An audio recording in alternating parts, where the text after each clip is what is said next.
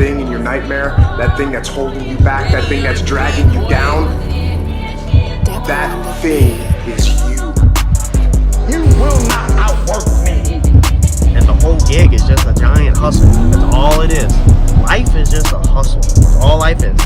One giant hustle. So it is Sunday afternoon. I don't know if I look like crap to y'all on camera or whatever. We got in this morning. I walked through that front door at 6 o'clock. I showered. I laid down. I slept for maybe an hour. Tossed and turned. Realized that I just cannot do the sleeping while the sun's up. My body is just not built to be asleep while the sun's up. I can't waste that time. So I walked through the door at 6 o'clock, showered, lay down. I was walking back downstairs at 8 a.m. So I'm running on no sleep for 2 days, pretty much. Besides, I think I got in an hour maybe. We're heading to get the Comet. I dumped the truck in the trailer last night, or this morning when I got in, and went and grabbed the Tahoe. So we're back in Tahoe, grabbed it from the dealership, and drove it home so I didn't have to deal with the truck and trailer at the house. So we're gonna grab the Comet, we're gonna bring it home. We are not racing, I'm pretty sure, for 2 weeks. John has some other stuff going on. He's not racing local, I don't think. But this coming weekend, the wife is taking a vacation down to Miami. I also don't do vacations. They're stressful to me. So I am staying at home with the kids, and I'm gonna work on the race car this week. Maybe some in the afternoons, night, but over the weekend we're gonna try to get some things done. So you're gonna see some videos. We need to do some stuff. We have been running this car just back to back to back to back. The car has not been home in I think over 2 months, honestly. At least 2 months, if not more. And we got some stuff to fix on it. So y'all, we about to show Percy some love. The last couple things that we have done to it has slightly been rush jobs at the shop in dirty work environment. So the car has not been back in its clean, comfortable home in a while. We're gonna get this thing cleaned up, vacuum the interior, wipe everything down. And when she comes back out, hopefully she'll be back in top shape. Hopefully a fresh fixed tune, hopefully a smaller pulley, and hopefully we're about to run some numbers. So sit tight, stay tuned, because we're about to have some more Percy videos. All right, you ready? Yeah. You know it's not loud. You ride in it all the time.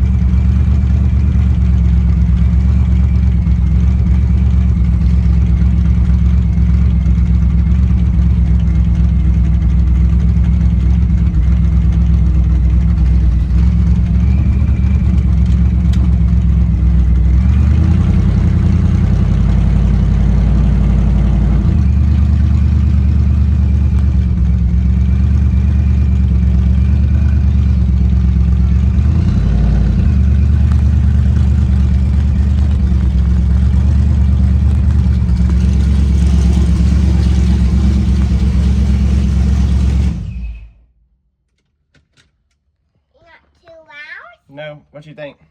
High five. Good job. All right, it is Friday, and me and Harper, what are we about to do? Work on the race car. We're gonna work on the race car. Yeah. The wheels are broken. Yes. The wheels are not broken. Yes. But we have to put a diaper on the race car. What? A diaper? Yeah, we have to put a diaper on it. What? Why? What do you think about that? That's not it. That's me. I put a diaper on. You put a diaper on? Yeah. Yeah, but the race car has to have a diaper too. Why? In case it blows up. What's that said? All right, so we're gonna get this thing up on jack stands. Mama's out of town. Mama went on a vacation for like 5 days to Miami. Daddy does not do vacations. They're stressful. I don't want to be away from home. Don't want to be away from my business. And I'd much rather sit here and work on this car all weekend than spend my weekend out of town at the beach in the heat. So we're gonna try to make some progress as long as this one down here does not take me away and start yelling where she won't let me work on it, but she's pretty decent. We're gonna get the car up on jack stands, and we are gonna work on first getting the diaper on that we fixed previously, and then getting its mount points made, and then we're gonna move on to addressing the Procharger inlet area to try to get that sorted out. So let's get this hood off, front bumper off, and let's get this thing up on jack. So here's the newest issue.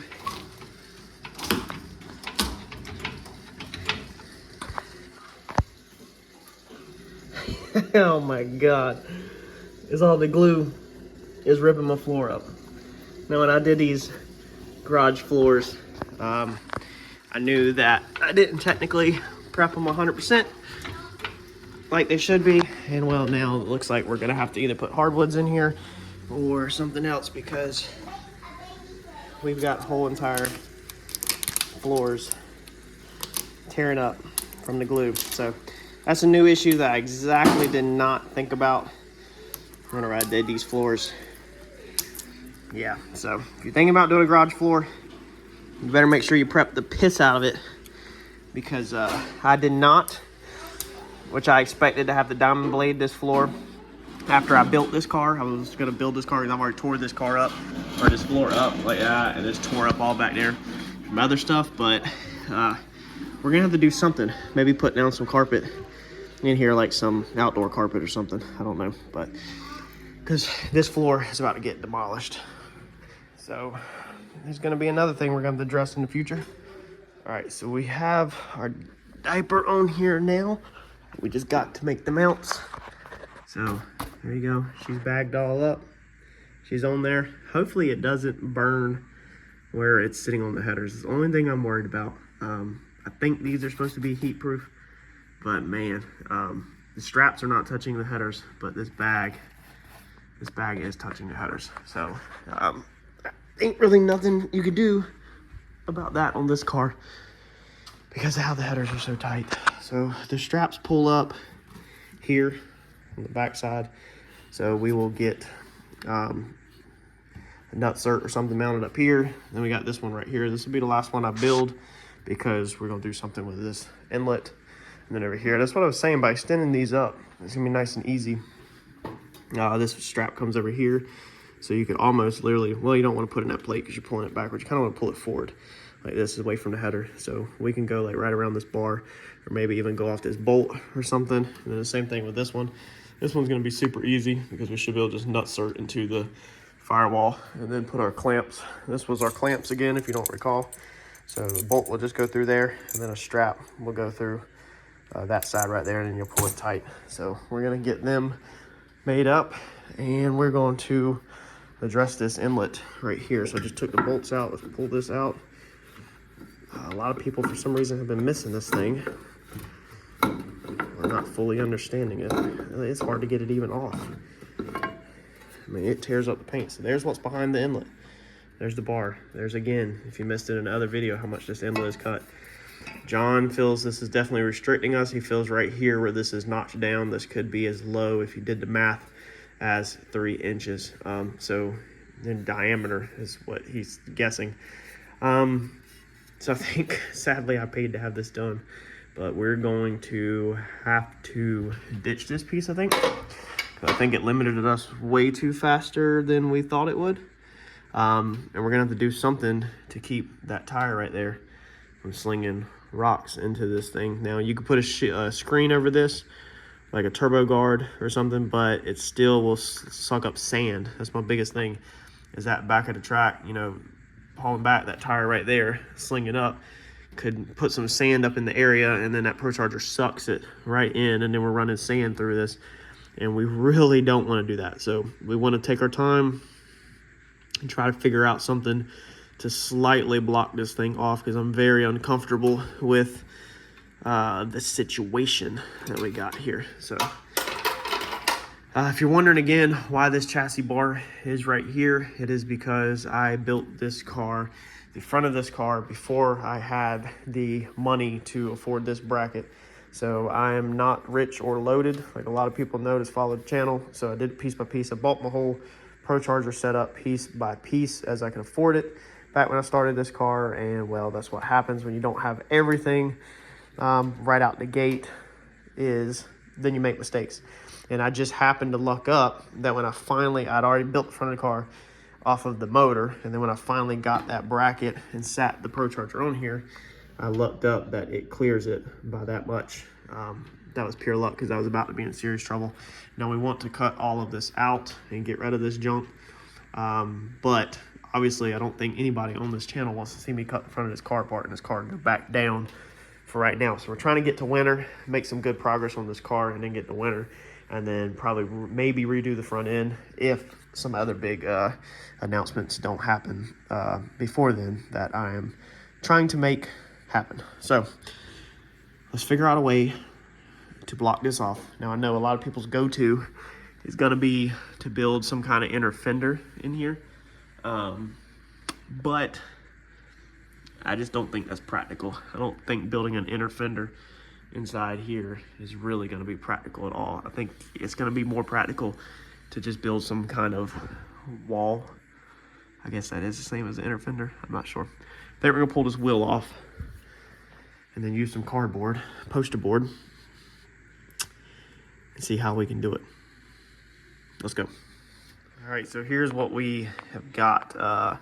After a bunch of design and thinking, this is gonna be the easiest for me. So it's not a full inner fender, just puts a shield right here. Hopefully, you know, your tire is up here.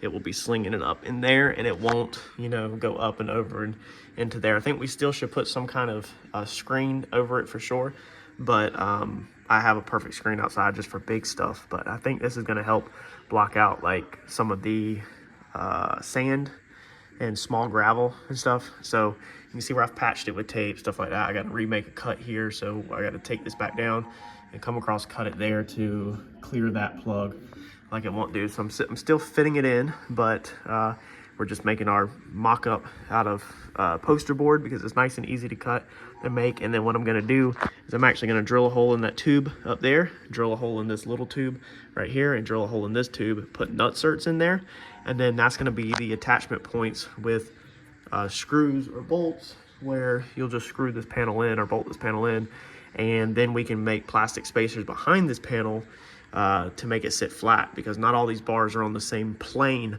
So like this bar up here, there's a piece like right here that it's kind of hitting, so I think this panel is kind of a little tiny bit curved like that. So I think it's going to need a couple washers or a little plastic spacer up there to basically go from like this to kind of pull it out so that it's on the same plane. Let's do this final cut, re-put it back up there, make sure that's good to go, and if that's good to go, then we can move on to our next step, and we can always cut this later, because I don't think I'm gonna be able to get this thing cut at the house with Harper this weekend, because she does not like the grinder or cutoff wheels. But I can get the holes drilled, nutserts put in, and it drawed out on aluminum, and then just cut it, shape it, paint it at the shop. All right, so why we had no headlights in the recent pictures or brake lights? Well, I'm gonna come underneath here. You see that wire nut? There's a wire that's been pulled out. That's right here by this kick panel. So I'm not sure if my foot was hitting it. Now I did have the kick panel over it, so I did have the plastic cover over it. I just took it off. So this piece right here, the Mavericks and Comets go over, you can see where my foot's been rubbing against it down there and rubbed our paint off. But yeah, we got to get this plug out. Now, fortunately, in the past, if y'all remember, I have built everything in this car so everything unplugs and go to the bench. This whole harness right here, will a lot of stuff unplugs. Love you too, Harper. This unplugs right here, and then it unscrews from the outside. So let's get this out on the bench. All right, so here was our plug. Pardon Harper yelling school bus round and round. What are you doing? I'm coming. Yelling in the background. So this is our harness that we have out of here. This wire nut I literally just put on here because it ripped out and I didn't want it to spark, because the power comes from this way and goes this way. So just did that temporary so we could get this thing out and fix it. So let's cut these zip ties off, peel this back, then the blue one goes in that corner. So the pin is still in there over here. We're just gonna have to repin it, looks like, probably. We'll see what failed on this. Okay, so as I'm peeling this back, it actually looks like we have a few failure points. Look at that. So I'm not exactly, see that in there? So I wanted to show y'all before I took it apart. So I'm not exactly sure what's going on, but we're about to take it apart and see where I messed up at with these pins. All right, so these were the pins that come out of it, and they are in fact crimped. So you can see the crimps on them. They're crimped, so they definitely, that one right there is also crimped. It just keeps rolling around. They got the crimps done to them. These are new ones we're gonna put on.